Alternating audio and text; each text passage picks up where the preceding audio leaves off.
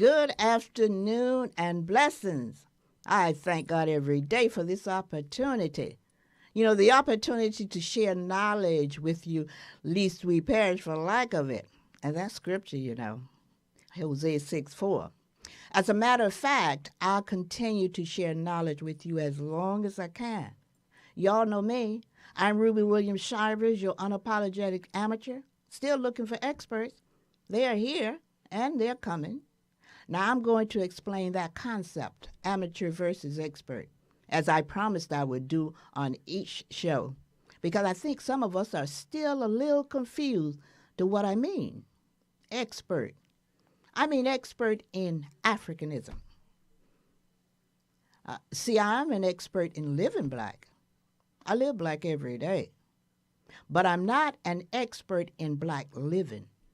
That's a whole nother keg of worms, as my ancestral mother would say. See, you can be an expert in a lot of areas. Physics, construction, science, music. That's not the expert I need. As a matter of fact, when I wrote my latest book, Why Shouldn't I Cry? Ode to the Black Man, I made the comparison of what I was looking for to what we, the world, were looking for to deal with that pandemic. Experts. We didn't go around looking for famous entertainers, famous sport people, even famous intellectuals. As a matter of fact, one of our famous persons, at the time, the most famous person in the world, twice indicted. No, he was indicted 91 times. But the ex-president Trump, he's gone through so much, I've forgotten what he was bothered with. He suggests that we inhale bleach. No, we were not looking for him. So we were looking for experts in that area. The epidemiologists, the virologists.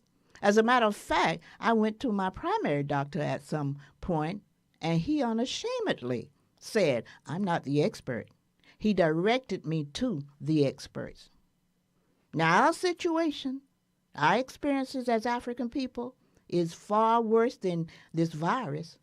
Killed far more people, damaged far more souls, left far more people just totally out of it than this virus. So why wouldn't we need experts? We need experts who have, number one, studied us, our original beginnings and what we did. Number two, studied our development. And number three, studied our capture, how we was captured, stolen. Number four, studied our sojourn through the Middle Passage. Number five, studied the impact of 200 years of genocide, Mafa, and the additional 200 years of discrimination and continued racism.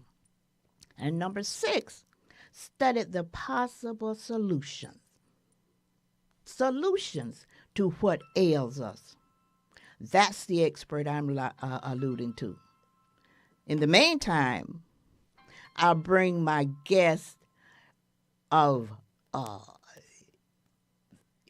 always bring guests on, backgrounds in Africanism, so we can coalesce around a cadre of experts. I'm referring to, as I said, we have experts all over the place. Dr. Joy DeGruy, post-traumatic slave syndrome, Dr. Francis Cress Wilson, the ISIS papers, just to name a few. But we need these people to come together and form a discipline around what I call Africanism. Right now, though, I want to thank this great brother Norm for allowing me the space. And I want to thank my producers, Lula and Sheila, and my advisor, Juanita, and my two promo crew, my great-grand and great-nephew, Elijah and Halim. They tape my promo every week for me. Now I'm going to introduce my co-host for the month, Cousin Darrell Batts, who has a great program himself. It's called Aoda. Darrell, you're going to correct me because I could never pronounce it. Aoda International. where he and his African counterparts engaged students throughout the world, and particularly the African continent and America, to teach them of their history. Welcome, Daryl. Are you here?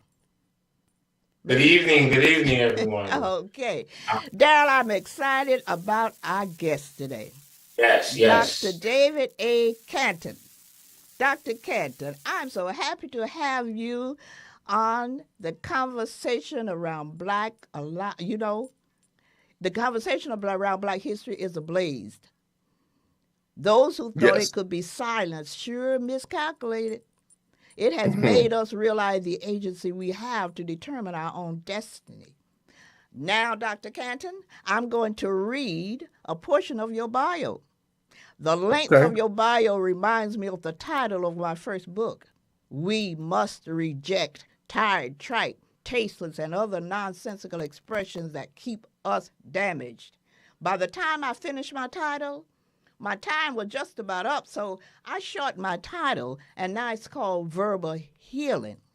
Of course, you can't do that because your credentials are so extensive, it would not do you justice to eliminate anything. So I'm just going to pick and choose and let you fill in the blank. I see you were born and raised in the Bronx, New York. You graduated with a BA in History from Morehouse College, received your MA in Black Studies from Ohio State University, and your PhD in History from Temple University. And you are presently the Director of Black History and Professor of History at the University of Florida. And I just read where you are a co-host with a rapper named Jerry Beeks. You'll tell us about that later, but the title of Sure. your podcast is quite interesting. It is called The Podcast for Your Punk. I'm going to let you finish that one because if I No say problem. it, all right, if I say it, my great grands will say, Nana, watch your mouth. You need us to bring you some soap. But since you are telling it like it is, brother, they'll just accept it from you. So give us the title, Doctor. Appreciate the invitation. Looking forward to the conversation. The podcast is called The Podcast for Your Punk Ass. And my producer, Jerry Beeks, came up with the title because I was Okay. like you. I was torn, being an academic and his Right. profile but so far there's been no problems with it. And it's a title that people can remember. So Good, that's good. why it works. Yes, yes, yes. Well, my brother, how is Florida down there? I'm a native of Florida by way of the slave ship. I'm from a little hamlet called Lake Butler. It's about 50 Okay. miles north of Jacksonville. How do you get from the Bronx to Gainesville? That's a long story. So, as you said in my bio, from the Bronx, I was at Morehouse in Atlanta. It took me a little overtime to graduate. Okay. I initially was a biology major, thought I was going to be a medical doctor. And, I was always good at history. And it wasn't until my fifth year I became a history major. Then I did Columbus, Ohio for my master's. I was there for 2 years. Then I moved to Temple. Then my first job was at Georgia Southern University in Statesboro, Georgia. Then I went up to Connecticut at Connecticut College from 2003 to 2019. And then I got down here 4 years ago. So they hired me during the pandemic, and they hired me to change the African Studies program into a department. So I've been here the last 4 years in Gainesville, Florida, and obviously seeing all the political changes within the last 2 years is very interesting. Coming from Connecticut, a blue state, a private college, you just start to see when you're at a state institution how politics play a major role in how these institutions operate. Right, right, right. Well, did you hear me explain my title, amateur versus expert? What say you? That's a brilliant title because, as you know, I think in the last 5 years, everybody thinks they're a historian. So pretty much I can go on Google, watch a TV show, download a podcast, don't check anybody's credentials, and all of a sudden you're an expert. Like you said, with COVID, you had not people outside of the medical industry giving suggestions and Mm-hmm. people actually believing it. Right. So I think that's the challenge, that in our culture, we're not respecting experts. So I tell this to my students all the time. You don't want me fixing your plumbing in your house. I'm going to Mm. jack it up.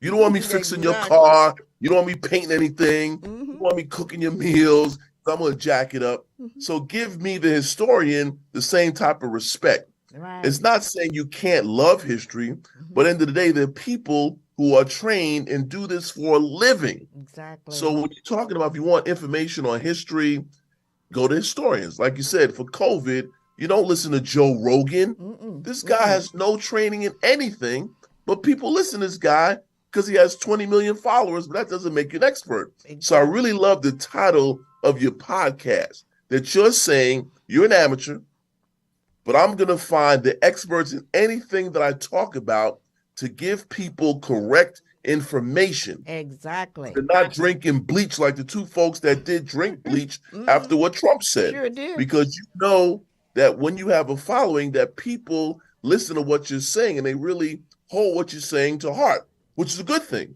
But you want to make sure that people are getting the correct information and you value that. And that's Right. why I love the title of your show. You're admitting that I'm an amateur, but whether the topic is, I'm going to find the expert. Yeah, And that's exactly. commendable. Exactly. And in our situation, I tell people we've gone through more than any other, we've gone through more drama than any other person in the history of the world, not of the United States, of the world. You can't find anyone who has gone through what we went through over the 200 years. So that is very extraordinarily special. So we certainly need folks who have not just studied the history, but have come up with solution, as with that virus, to try to figure out what we can in ways that we can do something about it. Now, in this climate today, you know, we are desperately needing our history, and we're desperately needing solutions. So, what will you suggest? How will you suggest we first go about uh, trying to deal with it? Well, I think the challenge with history, and I was a history major in college, Mm-hmm. and I talked to folks a few weeks ago. So people don't realize it, during the early '70s, history was one of the most popular majors in America. Mm-hmm. In the early '70s, right after the Civil Rights Movement, people want Vietnam War. People wanted to study American history to understand that past. Mm-hmm. But then we saw in the next 30 years a straight decrease in history majors. We saw uptick when I went to school in the '80s, and a lot of it had to do with the consciousness that we had in hip hop with Public Enemy, X Clan. Then you had the Rodney King stuff that inspired a generation of us to major in history and get a PhD. But then we see with that 2008 recession, many people are turning away from history because the assumption is I can't make any money. Right. I'm Mm-hmm. going to be broke. So every person goes to science degrees, computer science, biology, and they think because I'm black, I know black history. Yeah. That's what students would say. Because I'm black, I know black history. But Mm-hmm. you know, as I do, I give them a quiz, ask them 10 straight facts, they'll Mm-hmm. go 0 for 10. Mm-hmm. But nevertheless, you find, unfortunately, that a lot of people are not valuing history as we did years ago because they think it doesn't lead to a job or a career. And that's one of the biggest mistakes. And we see, and this is intentional, right? Why we erase history. They had black folks loving slavery, black folks, not doing anything. That was intentional. So Mm-hmm. if you don't know the history, right, you can't create the solutions. You don't know the problem. You see what I mean? But Yes. this society wants you that way. Just focus on your job and get paid. Yeah, well, they'll train you to be that way. That's over that That's it. 200 years of indoctrination and brainwashing. And the brother who I had on one, Dr. Califani, said not brainwashing, but brain dirtying. So that's what that's all about. We understand that clearly. And those of us who misunderstand the idea of the expert, we all living, we're expert in living black. I live black Right. every day. But when it comes to being an expert in black living, that's a whole nother keg of worms, as I said. We got to know that there's something so deep into what happened to us over those 200 plus another 200 years of racism and discrimination, continued racism, that Right. obviously we got to have our people who can come together and understanding all that I may know about history, but in addition to that, what happened to us and how that affected us and what is going to take for us to get out from under it. That's why I'm bringing like you historians and psychologists and people who can get to our mental go.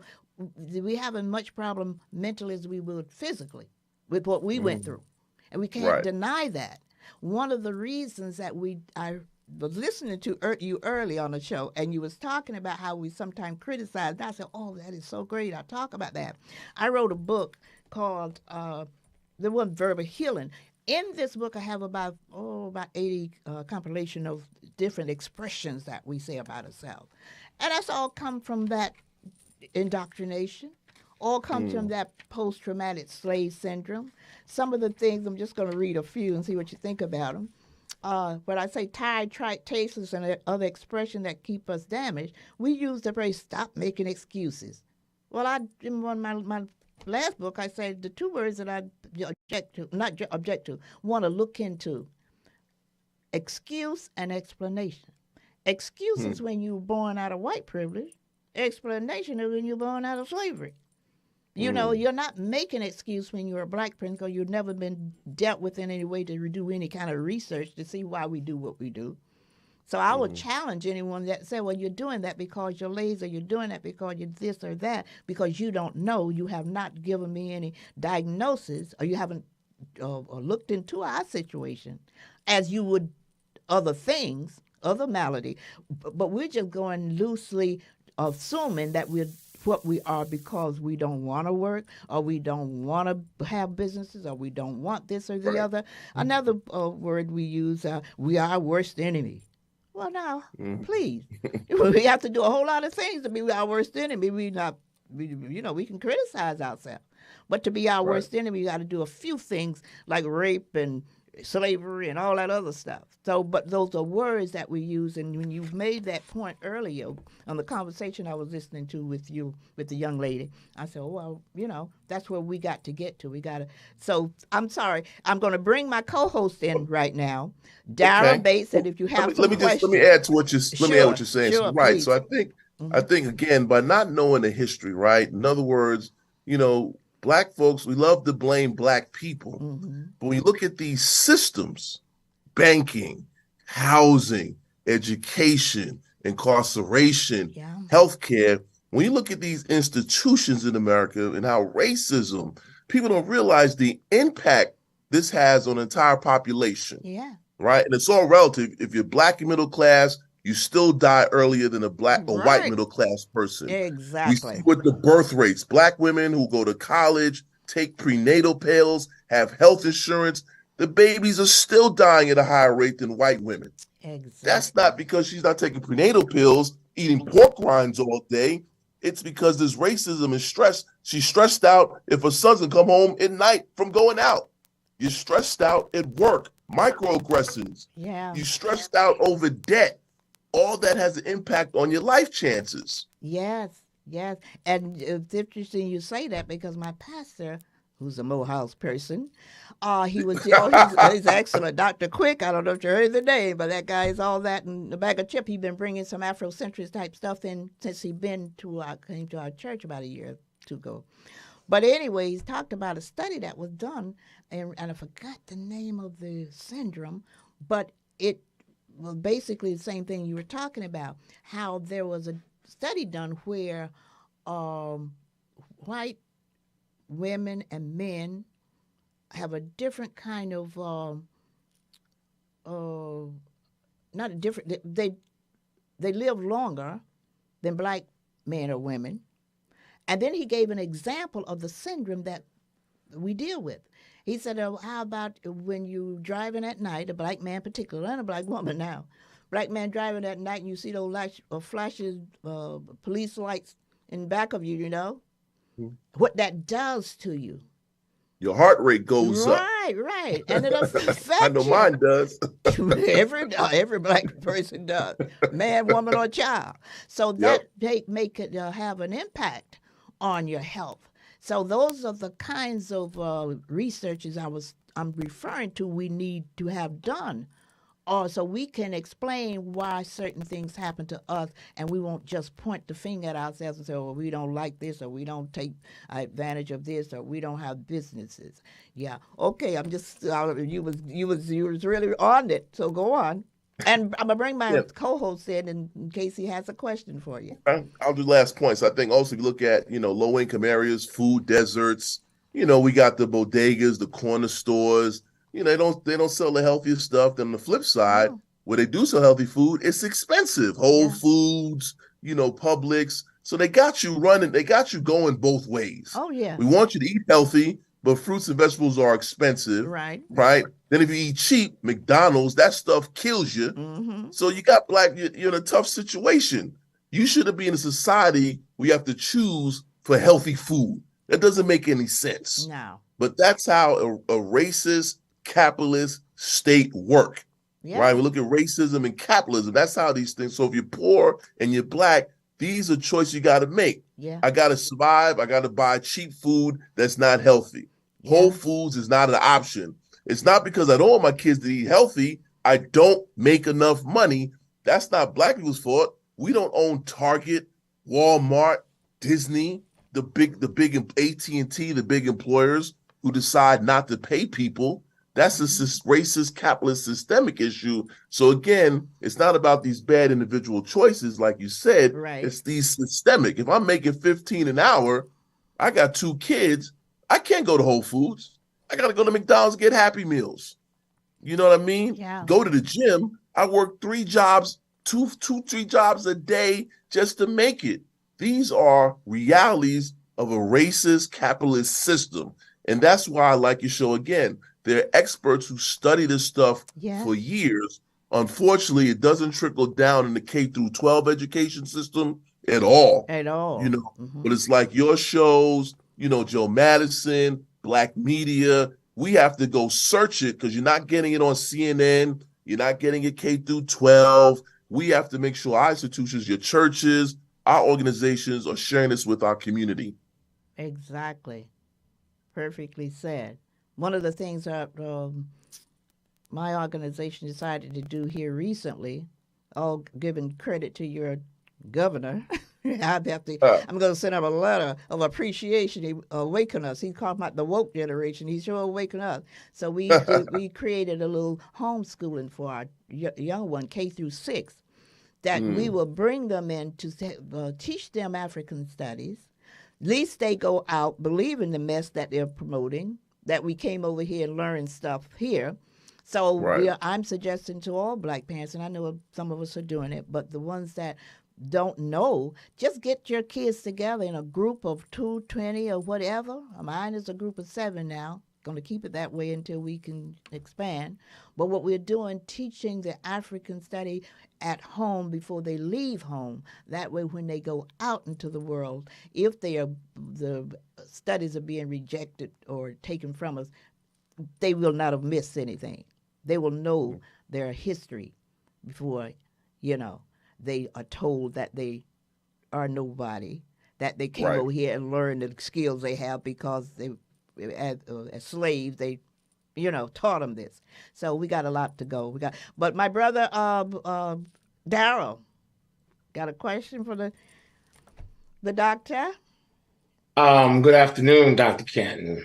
Good afternoon. Explain to him what you're doing first, because I think that's Oh, extraordinary. absolutely. First of all, it's a pleasure to meet you. My organization is OEATA International. And what we do is we connect students from Africa and all around the world via video conferencing, so that they can interact and learn from one another. We found that, the textbooks that we were learning about Africa from were incorrect, as you stated. The TV shows that we were watching were incorrect. So what we did was we stepped in and said, you know what? let the students hear it from the students in the other parts of, in parts of Africa. So we formed an organization. We've been doing it since 2009. We've connected over 500,000 students. We've done over 42 countries in Africa and over 73 countries around the world. Okay. So one of the things I'm loving about what you're saying is because one of the things that we found is because of colonialism in Africa. Africa is suffering from the same problems that we are here in the United States. It would I'll give you an example. Like when we first went to Ghana, we went to Ghana back in 1998. But we were talking to different people, and their vision or their thoughts about slavery was they wish they could have been taken. Ooh.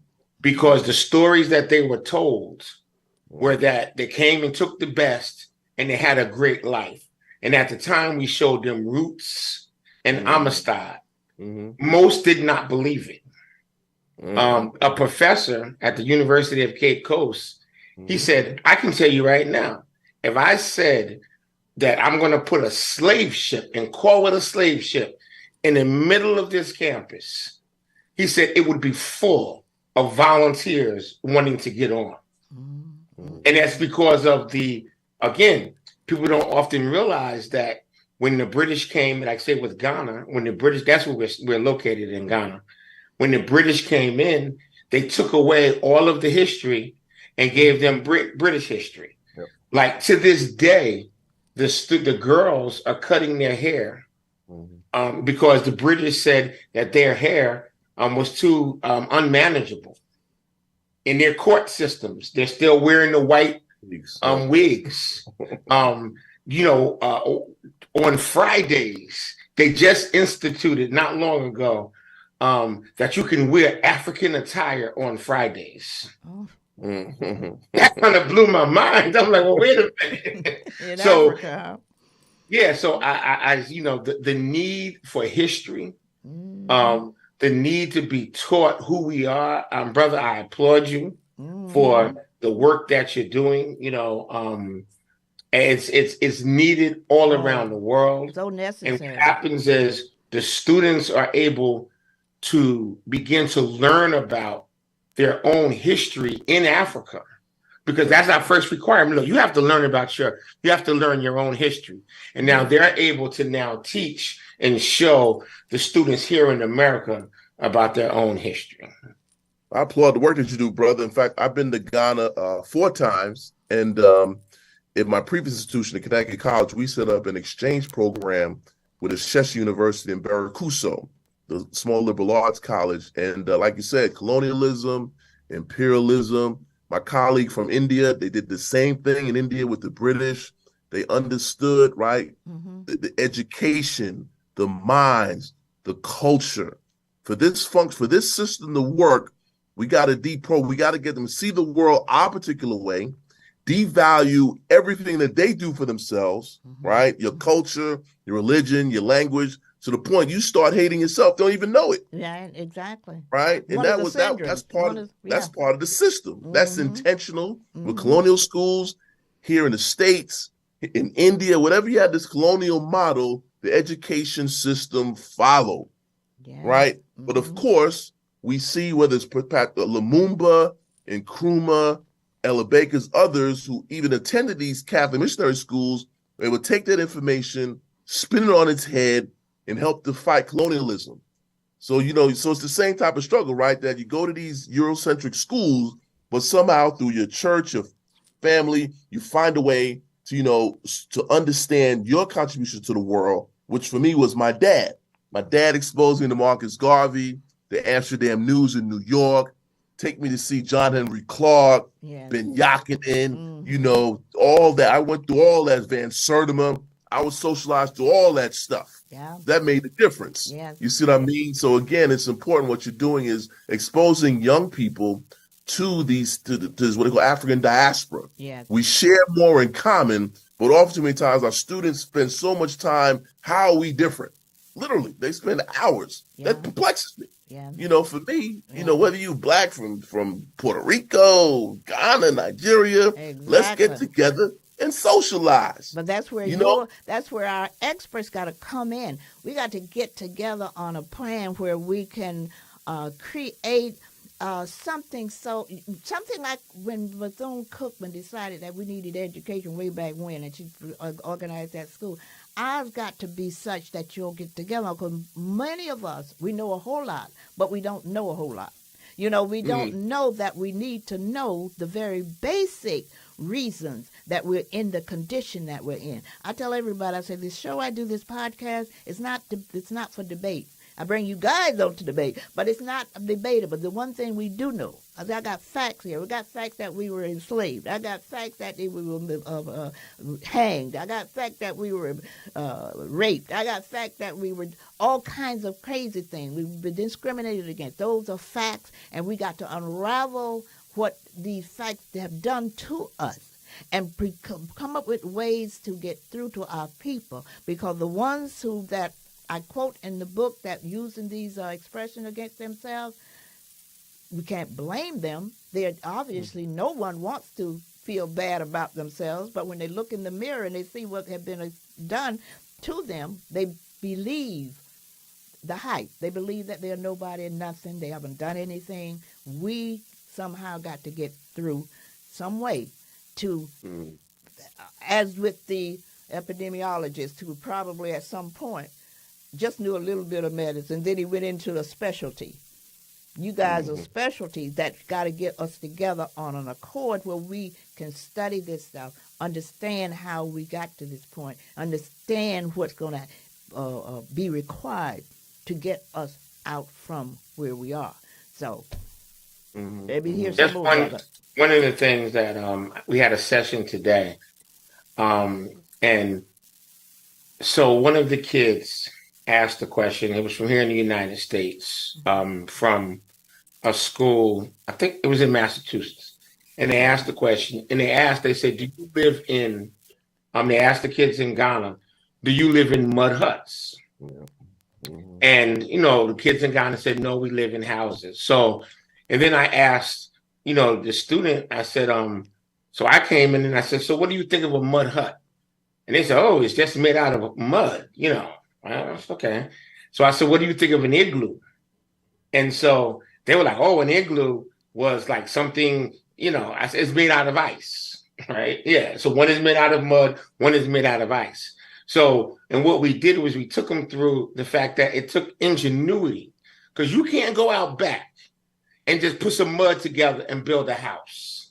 Like there's ingenuity in what you call a mud hut, that it can withstand the rain, because regular mud can't. There has to be a knowledge of the earth that says that if I put this amount of straw together with mud, it's going to hold together.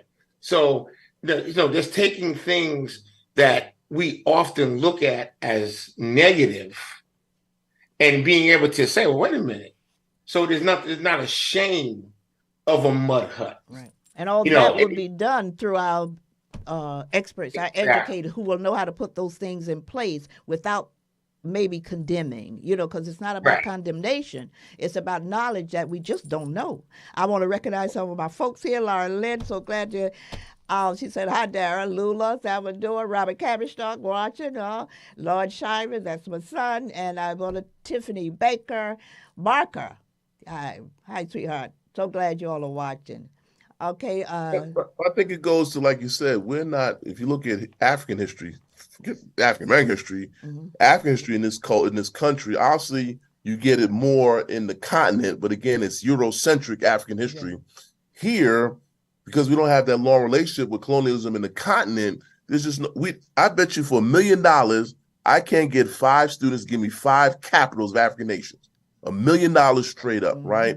So what they do know is so limited. All they know is with Africa is AIDS, corruption, civil wars, or there's some sort of problem, But we got to undo right? that. See, our experts got to get together and say, hey, we got to create a, I don't know what you call it, but you got to create something that you're all going to get together in a concerted effort to make sure you understand all those things about us that we need to undo. Well, we have a group down here. A friend of mine took 14 kids to Ghana last summer from Gainesville. Mm-hmm. So it's a program he started. You know, he took them to Ghana. They were there for 10 days, I believe.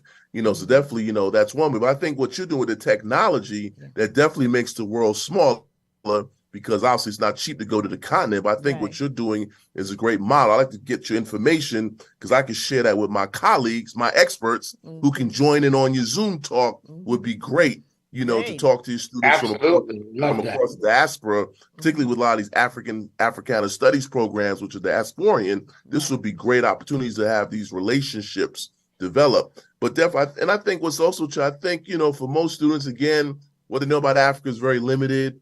I think it's getting a little better, at least on a college level. But again, our students are so focused on making money. Their argument is, once I make my money, then I can help. That's their whole thinking, right? Once I get my million, then I can help. I'm like, no, you can do two things at once. Right. You don't have to wait till you're a millionaire, right? You can be involved whenever in this movement, in this process. So I think that's what a lot of our younger generations, their fear is, you know, going to college and not getting a high-paying job. So they're so focused on that. When it comes to like these conversations of consciousness and stuff that I was all fired up in when I was in college, we'd be up arguing all damn night about this stuff. You know, they're like, yeah, I'm on TikTok. I'm trying to get this money and I'm going to be rich and I'll help Black people. Like, no, you should also know about this history and culture because it can help, I'd say, save your life, have you a better life. Definitely. Prince Charles, Shadir, that's my great grand. Good watching. Okay, just shared. Cabbage Stalk. Oh, yeah, Robert is watching. Oh, good watching. Okay, but you know what, Doctor, like I said before, I'm just so into this thing about trying to get our experts together on one accord. That's what I see. That's what I envision. I know that a lot of us know a little about what's going on and why it's going on and how it's going on, but there's few of us know what to do about it. And as with that virus, I take that. God put that in my head when I wrote my last book. My last book I wrote was Why Shouldn't I Cry? Ode to the Black Man. It came out just at the drop of that pandemic. And I was trying to figure out how will I explain to my people what I talk about the expert. And it said, oh, that's a good example. This is a perfect example. When we look at the pandemic, and it came in and just wiped us out. I mean, it's something that we had never seen before. Not most of us, none of us, actually, even me. But in any case, we understood clearly that we needed someone who had studied specifically the area of epidemiology or whatever they were doing to get us the vaccine. So I'm saying if we can, as Black people, believe that what we went through, I even coined it, African slave virus 401. Because actually, I'm looking at it as a virus. When they came and swept us out of our homeland, brought us through the Middle Passage, hoisted us upon those slave ships, and treated us so badly that there's never been any comparison of how we were treated in the annals of history, and still going through with the results of what happened. Something tells me that we need something that's considered as a direct line of expert, for lack of a better definition, to get us to understand this. And not just to understand it, but for them to create solutions that will help us unwind the syndromes that have come out of that. Because think about it, as Dr. DeCrue in her book, The African Slave Virus 401, all the syndromes, hate thyself syndrome. We hate ourselves. We don't know why we hate ourselves. We don't like our color, don't like our blackness, we don't like our hair. That's a syndrome. You know, we think that we are worse than anyone else. We think that we are more criminalized. We think a lot of negative things about ourselves, and you know that then we need someone or something, an expert, to kind of help us reverse that. Experts. Hmm. Hmm. Well, I got it. So there's an organization by Dr. Carter G. Woodson, founded in 1915, the Association for the Study of African American Life and History. So it's an organization of historians, African American, whose people study African history. These are experts. They meet once a year in October, and they have, if you go to their website, they have different events throughout the year dealing with African American history. In fact, I'll put it in the chat for you. I'll put the website in the chat for you. I gotta find the chat box. I'll give you my email, www.asalh.org. So they do a lot of events that are virtual. This is African history. There's another organization called National Council for Black Studies, www.ncbs.org. Another group of scholars talk about these issues. So I think what's happening, these things are being discussed by experts. I think the challenge is getting what we do out into the community, and that's always a challenge. I think the biggest thing that gets in our way, I think, is K through 12, because the problem is, as you know, standardized testing is still overvalued in the K through 12. Right. So we come in, we want to dump those stupid tests and bring in this information, and we see how it is in Florida. Right. You know, they put the hands up. So what's happening in Florida is, you know, we want you to teach Black history, but we want the sanitized version. Yeah, the sanitized. But how can we do it? How can we take control of our own history? So what's happening? You have in Florida, there are people set up their own homeschools or doing stuff like what you're doing in Tampa, in local communities. But what's also happening, what they've studied, is that in predominantly African American schools or low-funded schools, there's more room to do what you want to do. The real concern is this interpretation getting out to the suburban schools. So since many of our schools are segregated, underfunded, there's more leverage for teachers to teach African American history. It's almost like the state is saying, we don't care in those schools, but we're not going to allow this stuff in our highly funded schools. You know what I mean? So that's how you can kind of work your way with. So if you're like in a Title I school, or one of the schools with 99% free lunch, there's more maneuverability for the teachers. But if you're teaching like in a high suburban school, 2% Black, you know, the parents, moms for liberty, mothers all on your back, you know, they're gonna get in your way. But again, it's about controlling your own narrative. But let me get back to what I was saying about Florida. We want you to teach Dr. King, but we want the Dream King. Right. We don't want the other king. We We want to teach about Rosa Parks. We just want Rosa Parks on the bus, but not Rosa Parks, the activist. Yeah. That maybe they'll realize after she was kicked out of Montgomery, went to Michigan, and got a job by John Conyers. So she was still active in Detroit in the 60s and 70s. We don't want that part. We just want the bus seat, the one thing. We want Dr. King telling his dream, but when you read the early part of the speech, it talks about we came here, the check has to be the insufficient funds on the check of America. Yeah. They leave that out. You see what I mean? So it's all about interpretation. And for us, we have the interpretation that A, as you know, Black people are at the center of their history.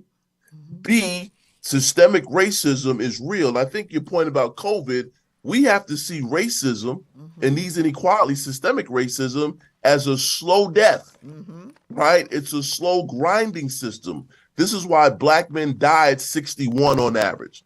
Black women don't live as long as white women because of these systemic issues, whether it's police, healthcare, housing, environmental racism, because we know that there's studies that show that in low-income and Black areas, that's where they dump all the cancer stuff, right?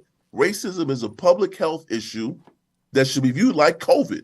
But because you don't get it's 1 million didn't die in 3 months, we have to treat it with the same type of intensity. But I think at the same time, for many Americans, there's Black billionaires now, Black folks doing better. I think in our mind it's not adding up, right? That can't be true, Dave. You got Jay-Z, you got Magic. Yeah, those are like 8 black billionaires. Most black folks are never going to be billionaires, right? That's not happening. So you got to be able to do two things at once. Acknowledge that, obviously we came a long way from 1913, but there's still a long way to go. And it's not because of lack of effort. It's because of these systems. Yes, very much so. Now, let me just when you said that, I'm sorry, when you said that, I thought about, I grew up in a town in New Jersey called Carteret. And at one point, they had the highest rate of cancer in the nation. Wow. And where we lived, and they called it Chrome, and all the black folks lived in one section, all the factories that were right there, U.S. metals and these different things. And so many that grew up in Carteret, I'm talking about from the 40s, 50s, or whatever, they're in cancer. I've never seen so many people that had a root in Carteret that passed away from cancer or Alzheimer's. Like there's so many connections to all that you're saying. Yeah. Right, because they're not going to build factories in high-income areas. That's historical. Yeah. You see what I mean? So we talk about environmental racism is not just white people. That's what I think coming up. White people in Portland, tree huggers, granola. There's one earth. You know what I mean? So now we're waking up to climate change, environmental racism, food deserts. The COVID opened our eyes up. Even though we've been studying this for years about health inequality, COVID really exposed the health inequality in our systems. Right. You see what I mean? So now I think environmental racism, now people, black people, right. Black people are studying environmental racism, like you just pointed out, or Cancer Alley, Louisiana. That in those areas you have, higher rates of these issues. Yes. That's not your fault. That's these systems of institutions doing that. That's not your fault. You don't want cancer. Right. You don't want to be sick. However, when these companies put these businesses there, right, they don't put them in the rich neighborhoods. They put them in those neighborhoods because they know politically those neighborhoods, if you go to a white rich neighborhood, they're going to call a politician. Yeah. We're not voting. We're going to organize. Do what we got to do. Yeah. In other low income, you busy just trying to survive. Yeah. Politics I don't have time for politics. I don't have time to go to school board meetings. And people in power understand that. But nevertheless, this is why what you're doing is so important, to empower people, that you have to make time to change stuff, because they're not going to do it for you. Right. This government's not going to wake up and say, my bad, we treated black people wrong. You got to force them to do stuff. That's historical. And what no president ever woke up one day and said, my bad, we did wrong to black people. Here's a policy. It doesn't work that way, right? It's only through when black folks organize and put pressure on the government. Yeah. There's no example of that. I tell my students all the time, I don't care about John F. Kennedy, Robert Kennedy. They responded to black movement. Yeah. They weren't proactive. And what this virus did is showed us the disproportionality of us in terms of other folk. Now, we're disproportionate in education, we're disproportionate in health, we're disproportionate in wealth. So there's a reason. Once we understand that reason from our experts, we going to have to figure out what we can do to correct it. One of the reasons from this amateur is reparation. But that's as far as I go. I know reparation should be one of the primary solutions, not the only solution. Reparation will at least give us the means to do all the other things we need to do, But reparation just in itself, I always say we need the goods and services first. Well, we need the money too, but we need the goods and services, the free education, the free housing, all that they've got. The other folks got. They've got it before. So we need that. Put the money aside, because if we got the money right now, we will spend it in the same areas, other than our own, because we don't have. They took all that from us over the period of time that even we accomplished that right out of slavery, the Black Wall Streets and 100 other places. that was taken. So if we got cash money now, we would have to spend it right back with the folks, other than ourselves. So one of the solutions I would say would be reparation, in addition to a lot of other things that will help clarify our mind. I just want to do this one thing before I go any further, because I very disorganized today. I shouldn't say that. But anyway, I had a young man on last week, Brother Kamal Kenyatta, Professor Kenyatta. He's doing a new thing. He's created what he calls the master class. If you want to increase your business profits by connecting with African American consumer, join me in this master class. I didn't get a chance to advertise it so much last week. We was talking. So I'm going to do it now. He has this master class, the Zoom coming in tomorrow, how to connect with African American consumers and increase profit. So please go to his Facebook. I don't have his connect here, but go to his Facebook, Kamal Kenyatta. He was at one time my co-host for the month, so you all have seen him around a few times. He has a great thing going with trying to keep the finances within our community. So please do that for me. And while I have Rashida Johnson, thanks for watching, I'm going to make this announcement. You can enjoy this program by listening to BKS1 Radio or seeing me in person on Facebook or YouTube. You can bless this program by sending a donation to Cash App, $Ruby Shivers, or Zelle, rubyshivers158@gmail.com. Okay. And Dr. Cantor, I'm just enjoying you so much, but I'm going to continue to follow up with you too, because I'm going to have you define for me exactly what I'm trying to say. You had given me those. You've given me those two entities, but I know about them. But I mean, getting together on a concerted effort to try to create a new thing for us as African people. And I think I like your point about reparations. I think, this is the reality. I remember in the 90s with Randall Robinson, and he had a book called The Debt in Trans-Africa, where we had that discussion, right? This discussion goes back for years. Callie House was a former enslaved woman in Tennessee that was reaching out trying to get benefits for ex-slaves. This is a long, right?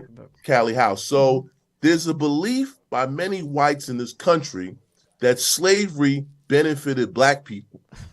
Therefore, with affirmative action, you had a Black president, the 12 Black billionaires, you have been already overcompensated, right? That's really the thinking. And many Black conservatives think that same nonsense as well. You see what I mean? I wonder, do they really think that? I don't want to give them too much credit. They don't think.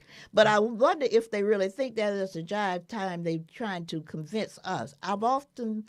I hear folks say now, even about Trump, they believe him this. I don't believe they believe him.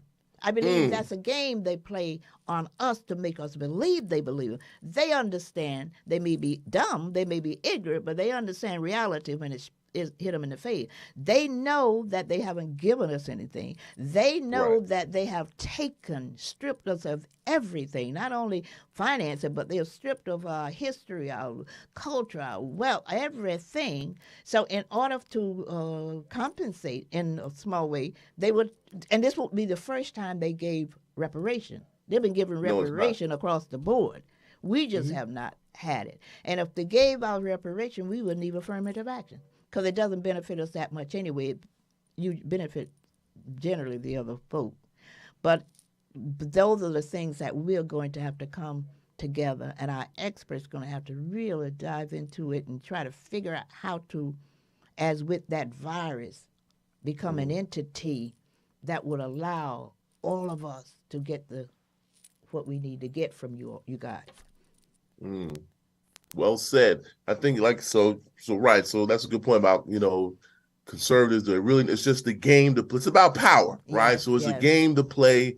They're talking points. They say these points. Yeah. It's about power. You pull them to the side, maybe a little whiskey. Yeah, Dave, I'm just playing the game. I'm just getting these checks. Exactly. I'm getting paid. You know what I mean? Yeah. But they do put on a show. But definitely, I think, the conversation about reparations, I know here in the state of Florida, when they had the AP African Studies program, the framework for the course, that was a topic that was a no-no. Now, in Florida, you heard of Rosewood.